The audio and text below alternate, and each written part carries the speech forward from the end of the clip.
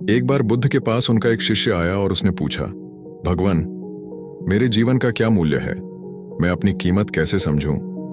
बुद्ध ने मुस्कुराकर अपनी झोली से एक चमकता हुआ पत्थर निकाला और उस शिष्य को देते हुए कहा, जाओ, इस पत्थर की कीमत पता करके आओ, लेकिन ध्यान रहे, इसे बेचना मत।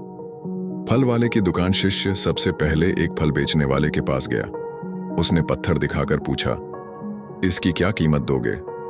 फल वाले ने पत्थर को गौर से देखा और बोला, यह पत्थर सुंदर है, इसके बदले में मैं तुम्हें 12 संतरे दे सकता हूं। शिष्य ने कहा, नहीं, मुझे इसे बेचना नहीं है, और वह आगे बढ़ गया। आलू बेचने वाले के पास आगे उसे एक सब्जी वाला मिला। शिष्य ने उसे पत्थर दिखाया। सब्जी वाले ने कहा, यह पत्थर मेरे तराजू के काम आएगा, इसके बदले में मैं तुम्हें एक बोरी आलू दे सकता हूं। शिष्य ने मना कर दिया और आगे बढ़ गया।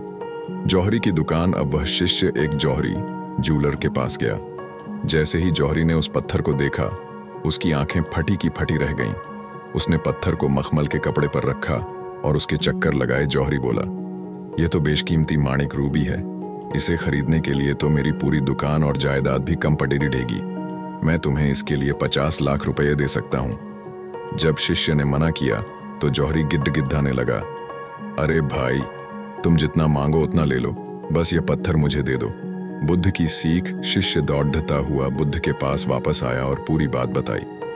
बुद्ध ने शांति से कहा, पुत्र, तुम्हारे जीवन का मूल्य भी बिल्कुल इस पत्थर की तरह है।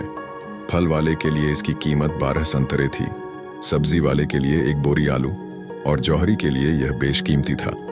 कहानी का सार। इस कहानी से बुद्ध हमें 3 बड़ी बातें सिखाते हैं। आपकी संगति आपकी कीमत तय करती है। अगर आप ऐसे लोगों के बीच हैं जो आपकी कदर नहीं करते, तो वे आपको संतरे या आलू के भाव ही आंकेंगे। इसका मतलब यह नहीं कि आप कीमती नहीं हैं, बल्कि यह है कि वे जौहरी नहीं हैं। खुद को कम न समझें।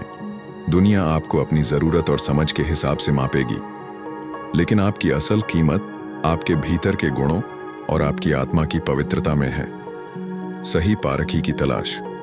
अपनी ऊर्जा और समय उन लोगों पर बर्बाद न करें जो आपकी प्रतिभा को नहीं पहचानते। अगली बार जब आप खुद को उदास महसूस करें, तो याद रखें कि आप एक माणिक हैं। हमें इस कहानी से सीख मिलती है कि हम अक्सर दुखी रहते हैं क्योंकि लोग हमारी कद्र नहीं करते। लेकिन क्या आप जानते हैं कि आपकी असली कीमत क्या है? गौतम बुद्ध की यह छोटी सी कहानी आपकी पूरी सोच बदल देगी।